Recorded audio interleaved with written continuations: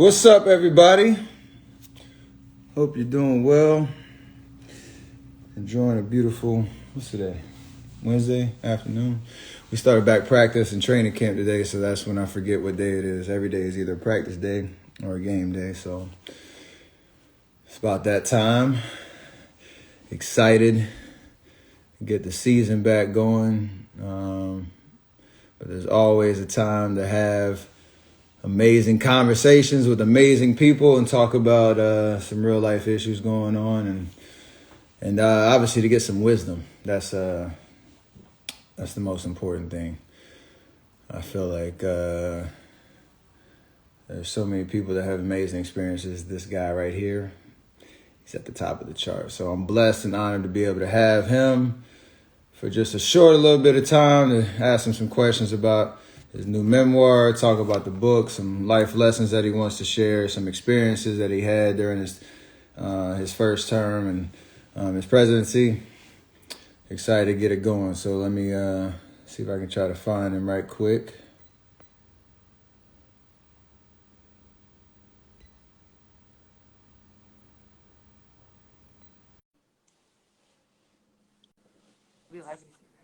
Hey! There he is. I'm tech savvy. I'm just happy we got this connected. I was a little nervous. I think it's fair to say that I had a lot of help. Off camera, I got some support staff that gave me a little assist too, so it's all good. How you doing, man? How's the family? How's Thanksgiving? I'm doing great. Thanksgiving was great. It was a good time. Had a nice small gathering at the house, a little meal Aisha threw down. It was amazing. I know she did. She can throw down. She can throw down. And then I got on a plane that night to head down to Phoenix or to Tucson to participate in the match. Bring that up. Oh, I had to bring it up because I know we've played golf plenty of times before. I know we've been on the same team once. We've been on opposite teams. I think I played a lot better when I was with you than I did with Peyton. Let's just put it that way. So the question was I assume it wasn't Chuck that was intimidating in that situation. Nah, Chuck. Well, the only thing that Chuck did, he played dumb leading up to the match, talking about his swing and all this stuff. And I saw his swing on the range right before, and I knew we were in trouble at that point. So listen, I watched a little bit of it. And for those who are following us right now, Steph is an unbelievable golfer, much better golfer than I am. But there's always a but. Well, the but is that if you play against a Hall of Fame professional golfer, all Chuck had to do was get it in some grass, and he will get the next shot on the green. Right? 100%. And it really didn't matter where it was. So, and Chuck was a better putter than I expected. That is for sure. He definitely, if there's anywhere around the green, he knew exactly what to do. So if you hit a 7-iron off a par 5, I think Phil's coming up and gonna do his thing. That's what I knew. We got the first hole. It's all downhill from there. So I just need to get back with you. Yeah, I just need to get back with you and get my confidence back. That's all. We'll make that happen.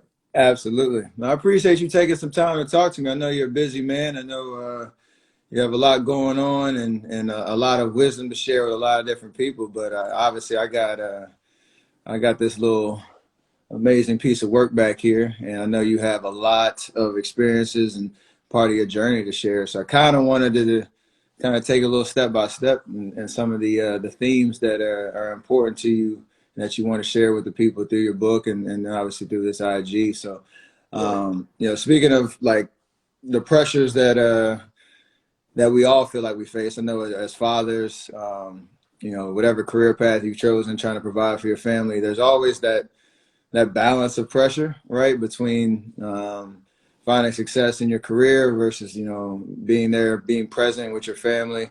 And I can't imagine if we feel this, as a professional athlete and any other walk of life, that as the president of the United States, that was, it felt exponentially higher. And I just kind of want to start there in terms of, having been through 8 years of your presidency and now, out of office, how do you how would you frame that experience of balancing all the pressures in life, knowing that you wanted to succeed at everything?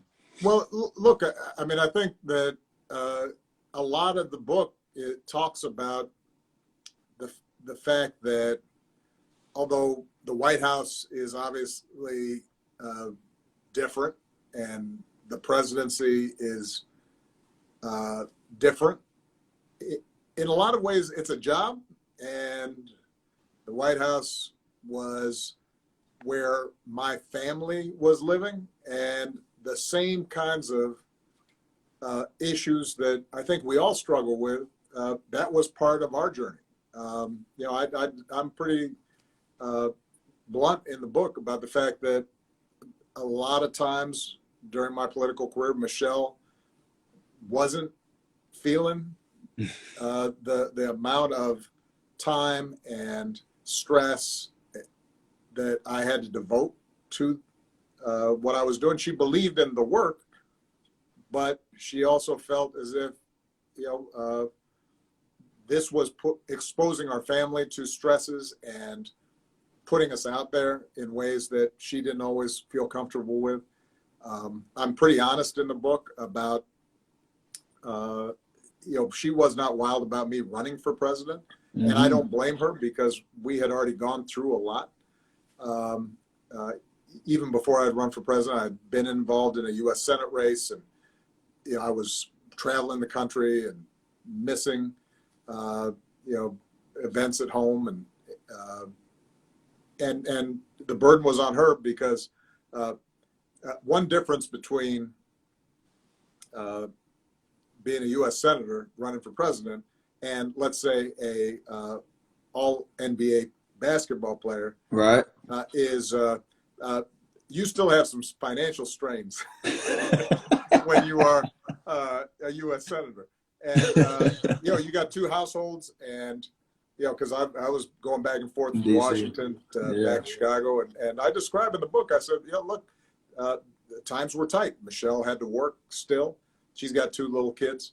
So figuring that out was challenging.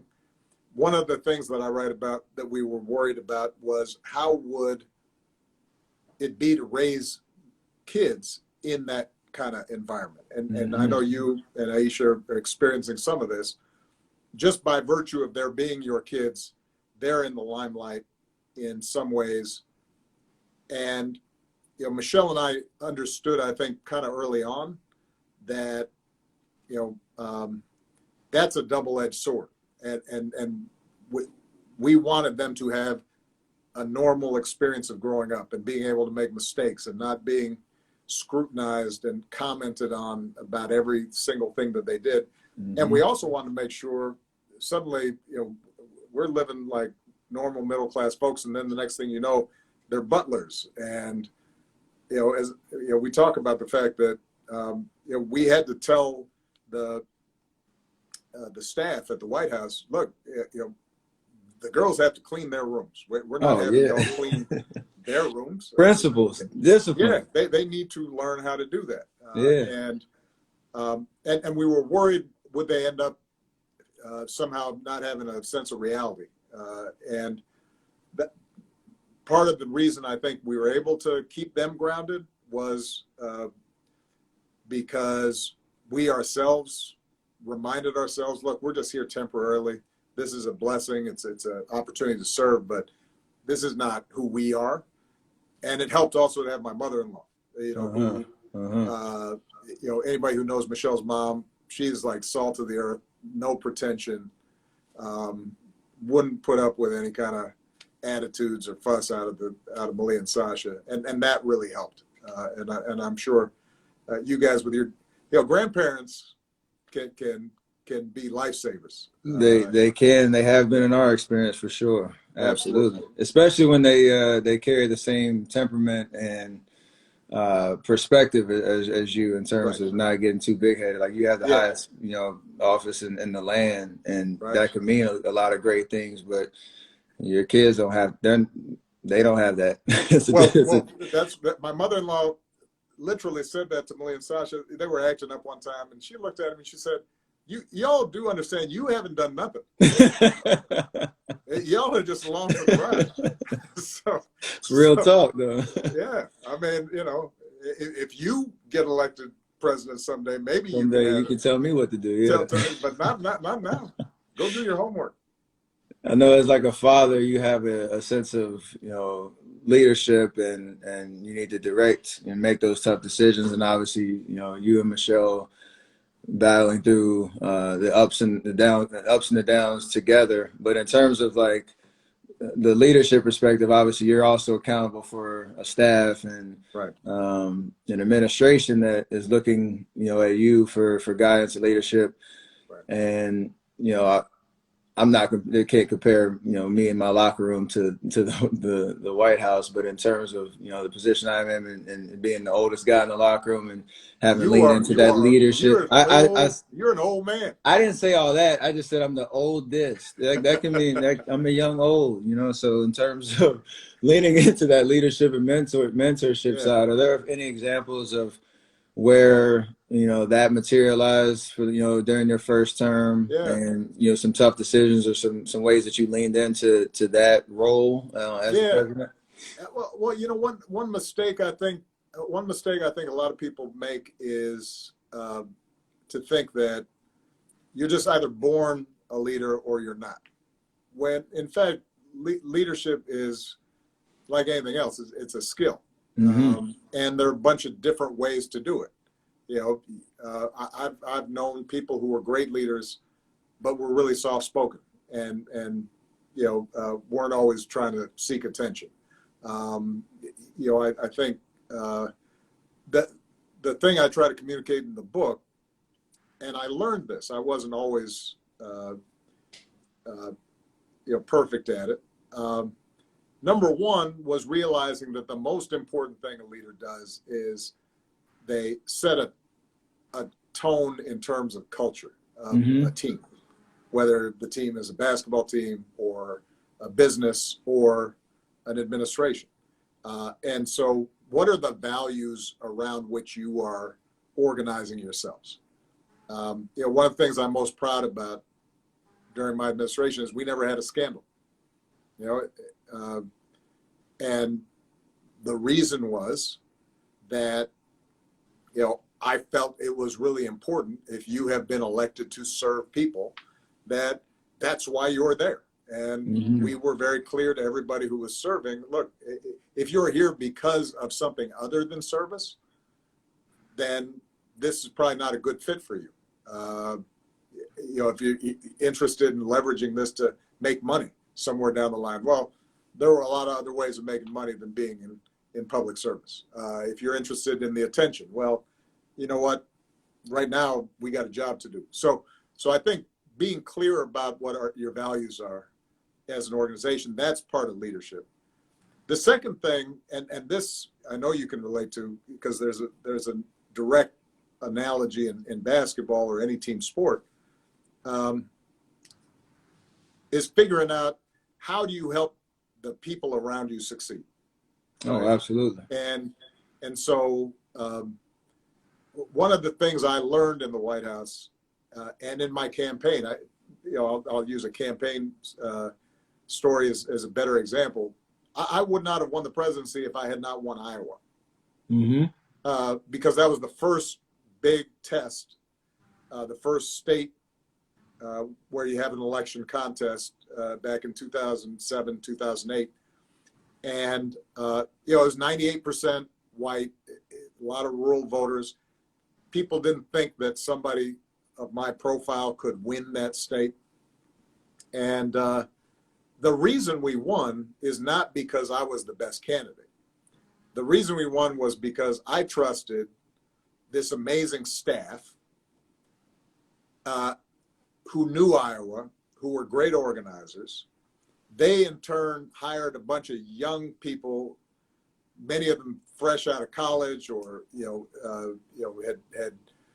didn't have a huge lot of experience, but we trusted them to go into these little towns, talk about what we were about, talk about healthcare and jobs, but also listen to people, find out what they believed in, what they cared about, and at the end of the day, the reason I won was because we had empowered this whole team of people to go out, and they made relationships and figured out what our message should be and brought people to the polls, or in that case, the caucuses. And I think that's the second thing about leadership that I always try to emphasize.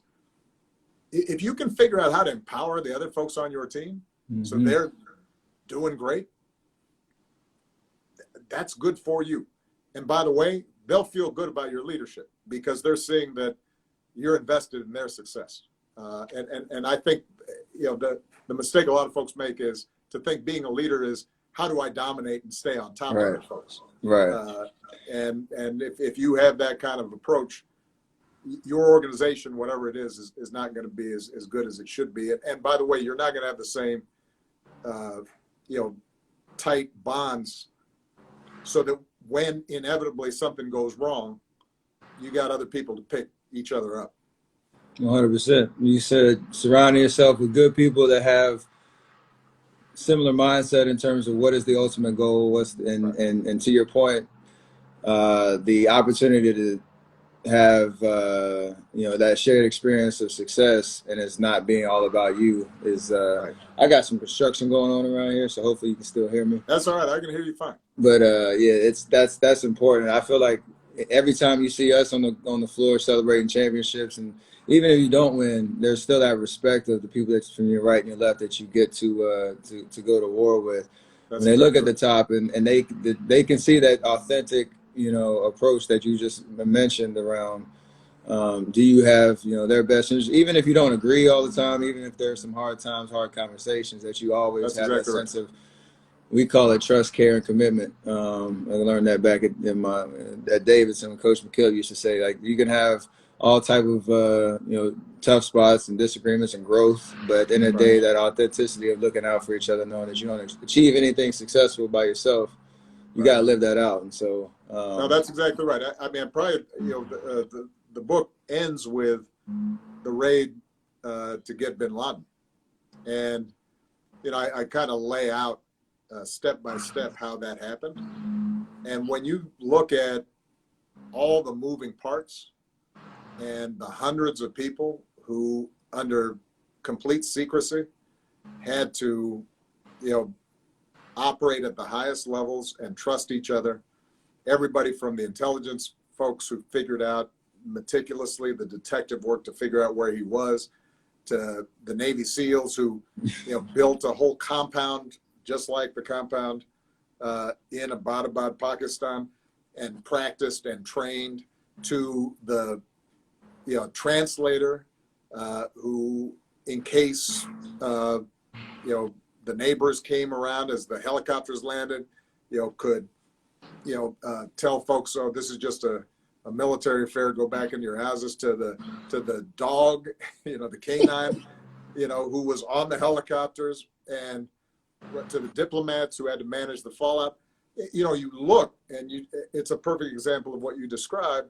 And that's part of why I end the book, because I want people to see, when government works, when any important thing happens, it is because we're doing it as a group, collectively, with a shared sense of mission. And when that falls apart, I don't care how much talent, how much money, it will not work. Things will break down. And that's, I think, one of the biggest themes of the book, because that applies to America as a whole. Right? 100%. And we're in a moment where we're really divided right now. And it's just really important for us to remind ourselves, when we send a man to the moon, or, we defeat, the Axis powers in World War II and defeat fascism, or any of the seminal moments of American history. There may have been a leader who helped make that happen, but it's thousands, hundreds of thousands of people, who are involved in that success, and that's, I think, has to be where we get to. That's why I called this book A Promised Land. Mm-hmm. We're not there, just like Exodus and coming out of bondage. We're right now in the midst of that wandering, 40 years in the desert, and it may be it's our kids or our grandkids who get there. But what I know is that in the same way biblically, when folks start turning on each other and worshiping false idols, makes us more lost. If we're to make progress as a country, it's going to be because we get past some of these divisions that have in some cases been around for hundreds of years. I got to bring it back to the beautiful First Lady, Michelle Obama.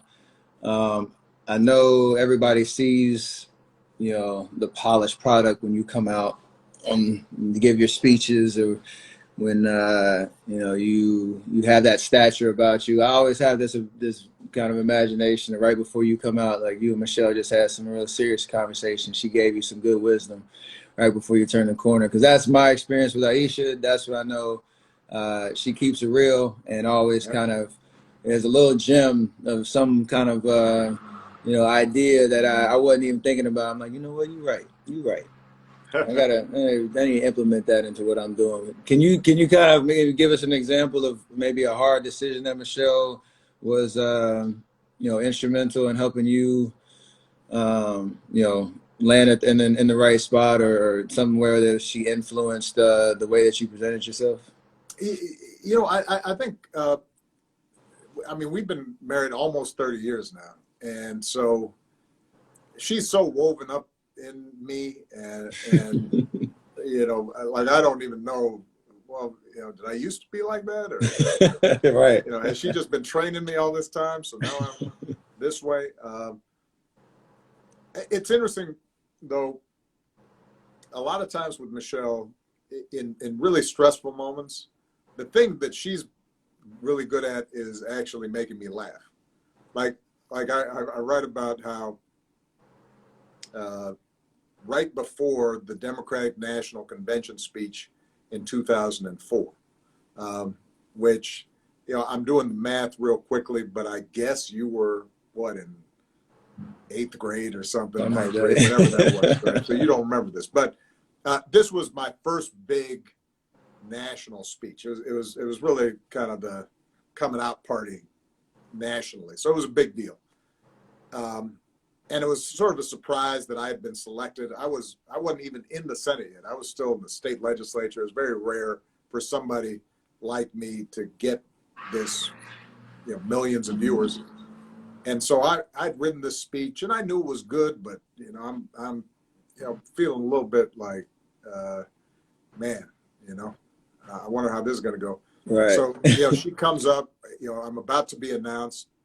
And she comes up to me and she looks at me. She squeezes my hand, and she leans over real close, and she says, "Honey, don't screw it up."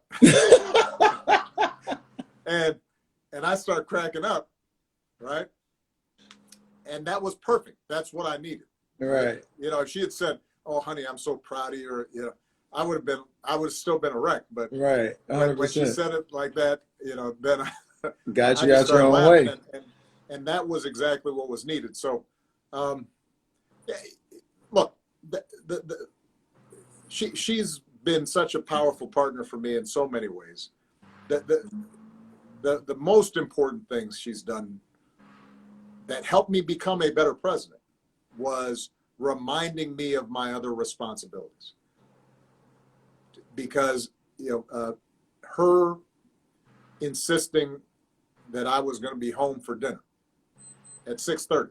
Her attitude was, look, we're starting dinner because I'm not going to have these girls waiting for you and wondering is daddy. Dinner's served at 6:30.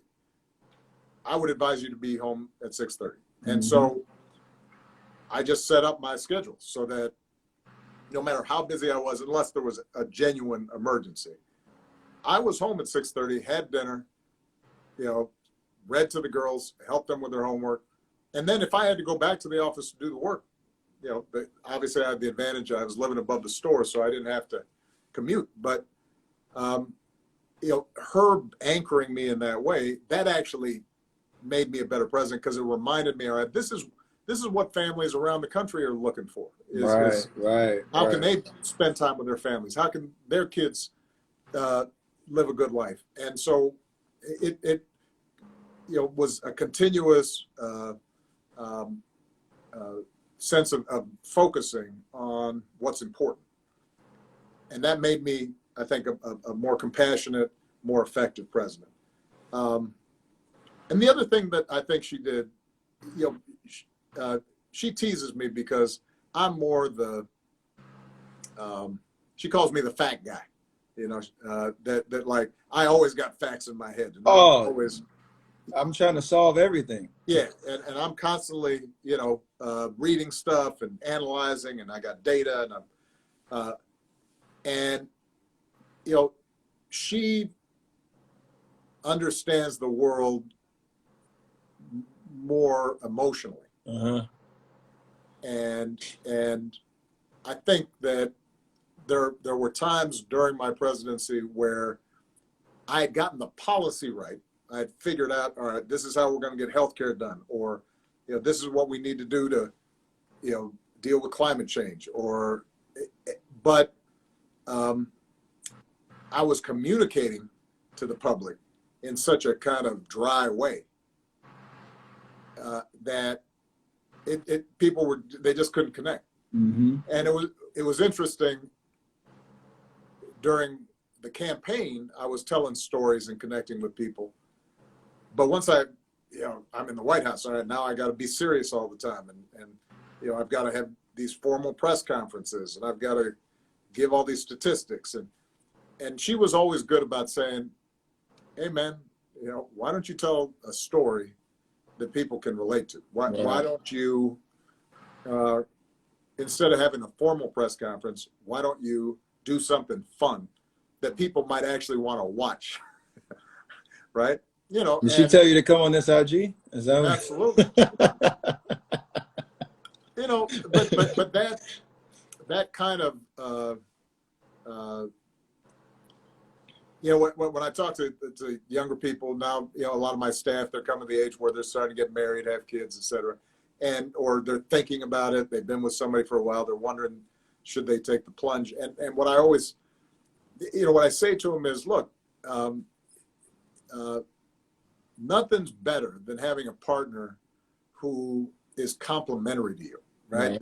That sees things you don't, that has you covered on some blind spots, that can teach you something. Now that means that there's probably going to be a little more friction, because if they're strong-minded and they've got opinions, they're not always going to mesh. And I describe in the book the fact that Michelle and I are temperamentally different. She's got a strong personality, so do I. There are times where we're butting heads, but I am better because I've got someone who has strengths that I don't have, that sees things I don't see. And I would like to think that she feels the same way.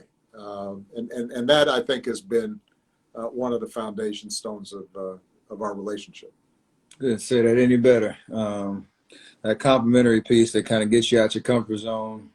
Yeah. And if you have that mutual respect and you're on the same level where you value each other's opinion, and you try to integrate that into how you're seeing things and how you react. And to your point, over the course of time, you might get confused. You don't know if it's your thoughts, her thoughts, y'all's both thoughts. Like it does catch you off guard, and it's the best thing in the world. So just the way that you demonstrated that, again, through all the stresses of the highest office in the land, like that to me is one of the most amazing accomplishments, and the way that you've kind of inspired, relationships of all kinds all across, our country and the world.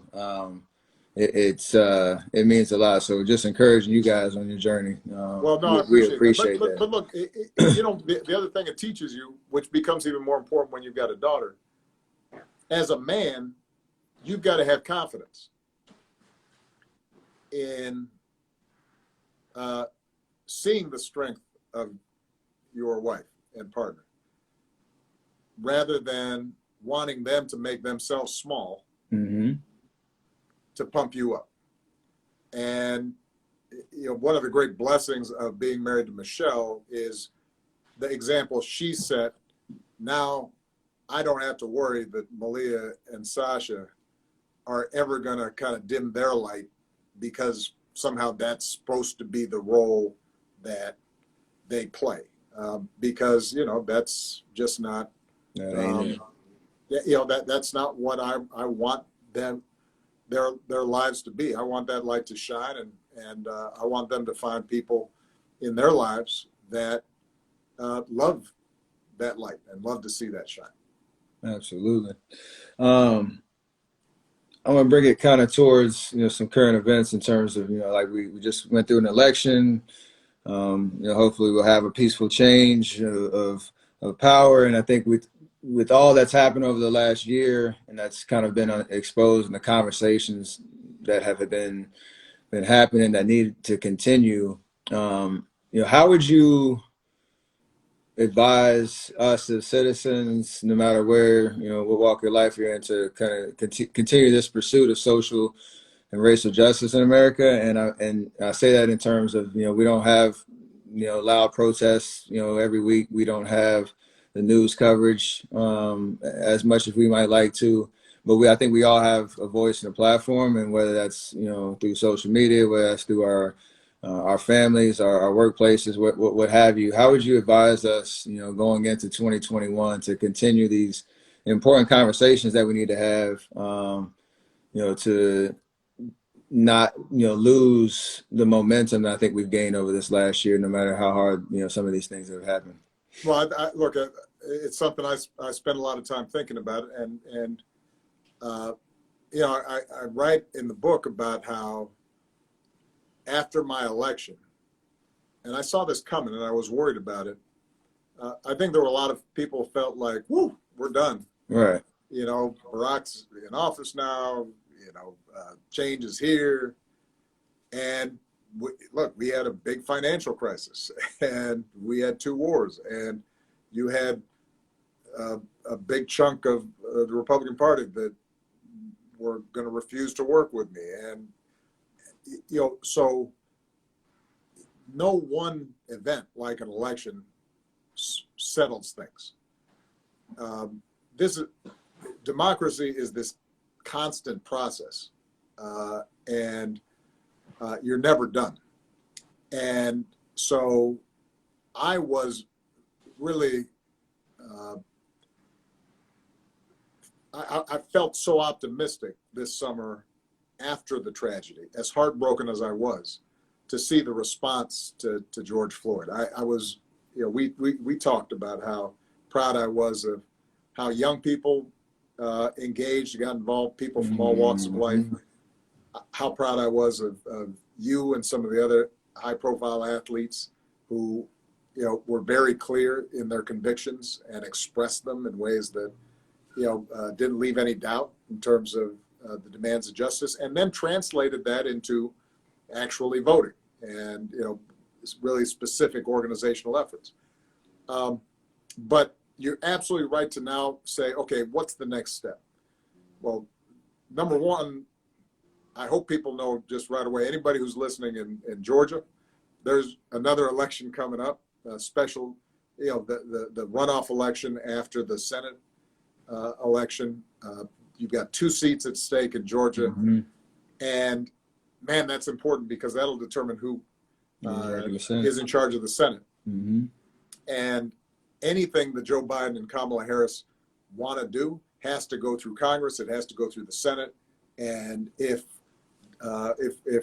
we are able to win those 2 seats with people who want to pursue voting rights legislation or criminal justice reform legislation, that is important. So pay attention to that. Make sure you're registered and make sure you vote.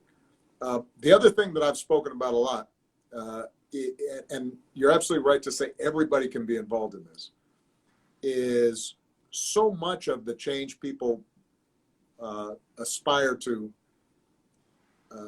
after the George Floyd tragedy happens at the local level and not the federal level. And so the mayor of cities appoints typically the police chief. There may be an elected school board, and they have meetings.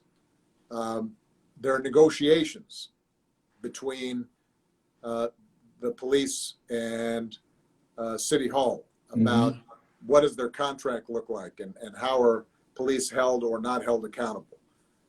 How are the district attorneys or state's attorneys approaching cases, and how do they think about diversion, for example, of nonviolent drug offenses and treatment and education as opposed to incarceration. A lot of that stuff is happening at the local level. And that's where just a pretty small number of individuals, or, you know, a group of churches, or, you know, a coalition of young people can have an impact. You know, it's harder sometimes to affect what happens in Washington, but in your local community, you can actually show up at these meetings and ask questions and promote this kind of work. And one of the things that we're doing with, you know, My Brother's Keeper, which, you know, you and Aisha supported, you know, our goal, and we started after the Trayvon Martin death as a response to make sure that we're getting to some of the root causes of racism and structural injustice. You know, one of the things that a lot of these MBK communities have focused on is, you know, putting together handbooks and manuals and training programs and policy recommendations for cities. And in some cases, you know, we've asked, you know, one of the things that we did after the George Floyd murder was to insist on cities taking a pledge that they were going to move this process forward. And hundreds of cities have actually signed up. And so that's one way, if people are looking for ways to plug in, they can go to, you know, Obama.org, sign up to see if there's a My Brother's Keeper community in their area. If not, you can start one, but that's a place where you can immediately start getting information about concrete actions we can take to reform and improve the system.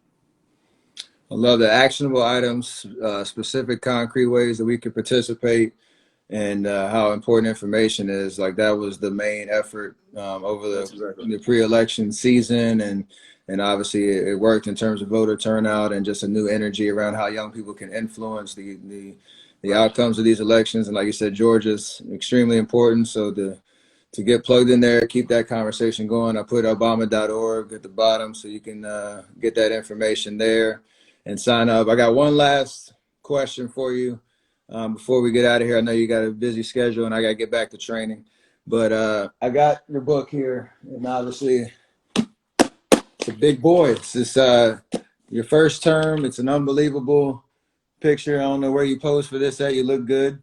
But they didn't do any touch up on the gray though. Yeah, well, yeah, no, it's all right. It's distinguished. The fade is nice. I saw Spice Adams in here talking about the fade is nice. So I'm trying to, you know, that's goals right there. So there you go. Just what would be one takeaway that you want people to know from the book, and why, you know, you wanted to put the time in to bring this to the people, you know, after your presidency? You know, the main takeaway, especially for young people who read it, and you know, whether you're reading it or there's an audio book, you know, some folks the audio book's, you know, right? Yeah. So yeah. You know, folks who want to soak it in that way. My main takeaway connects to what you said just before, which is I want people to read this and say, okay, you know what? Actually, I have a better sense now of how our government works. I have a better sense of how the world operates, how power operates, how decisions get made that influence the world around me. And my voice, my ability to impact that is more significant than I thought. Part of the reason that I wrote this, you know, tracking my journey as a young man through the presidency, was so that people would look at it and say, oh, you know, well, he's smart, but you know, he's not a rocket scientist. He's not Einstein. He's he's a good speaker, but he wasn't always a good speaker. He obviously had some talent, but man, he made a lot of mistakes, and he had some stuff that wasn't working out for him, and he was disappointed and stumbled and sometimes got embarrassed, in public. I write about how first couple of debates I was in, man, I would stumble through my answer, and the buzzer would go off. Like I was halfway through my answer. I was terrible. And so the reason I want folks to see that is so that if you're coming up and you want to do something, whether it's around criminal justice reform, or it's around climate change, or it's around inequality, or kids getting a better education, whatever it is, I want folks to read this and say, I can do that. Now, you may not end up being president. You may not want to. Right. You may not run for public office. But what I want people to be able to see is this idea of government of, by, and for the people. It actually can happen if you get involved. Right. The reason that so much of our public life is governed by, or at least seems to be governed by, greed and power and cynicism and folks want to take advantage of other people, is so often because the rest of us just sit back, because we kind of think like, well, I can't make a difference. I can't do anything about that. And the more cynical we get, the less involved we get. And then the more disappointed we are in the outcomes. And it gets to be a vicious circle. And what I want to communicate is, look, put yourself out there, get in the arena, right? Take your shot. And yeah, it's not going to be perfect, and you won't get everything out of it that you want, but you will have more power than you understand if you just let it show, and take some risks. And so you know a little bit about something about take the shot, yeah, right? Well, I was gonna end with that, because I know our season's starting up, and we all saw the video. We all saw, the ratchet that you got. We saw the effortless. I'm lefty right now. The effortless motion. I just want to know, can I borrow? That's what I do. That's what I do. Can I borrow that? Did you notice, by the way, that I wasn't sure with the mask on that everybody had properly heard me? I had to pull it down and repeat it. You gotta let them know.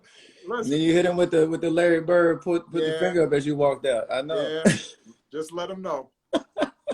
Look, the best thing about that shot, I got the dish, I got the feed from Joe Biden's granddaughter, Maisie Biden. You can't make this stuff up, man. Who she was campaigning with her granddad, and she was one of Sasha's best friends. And I had coached her in rec league when she was 8, and she was like the LeBron James of the league. I mean, she was really good. And so she was just out there. We were in the gym and we were just shooting. And so just as I was walking out, I said, "Amazing!" She gave me on time, on target pass. Well, and it just goes to show, it all comes full circle. Absolutely. We're not gonna have any fans in the gym, so you're probably gonna hear me yell it on the court. I'm looking forward to. I'm expecting it now. All right, brother. Listen, I can't wait for the season. Give Clay my love. Absolutely, and respect. I appreciate that. I can only imagine what he's going through, but good luck, and give all my love from Michelle and the girls to Aisha and the kids, and your mom and dad. Absolutely. I appreciate you. I appreciate your time. Looking forward to everybody digging into a promised land. We're always grateful for you, so we appreciate you. All right. Appreciate you. Yes, Bye-bye. sir. I don't know how it gets any better than that, but President Barack Obama, hashtag 44. Check the book out, Promised Land. The audio book, somebody said on here, it's like Barack's telling me a nighttime story as I go to bed every night. That's not a bad, vibe, but appreciate y'all tuning in. It's obviously a great read from an amazing mind who has amazing experiences.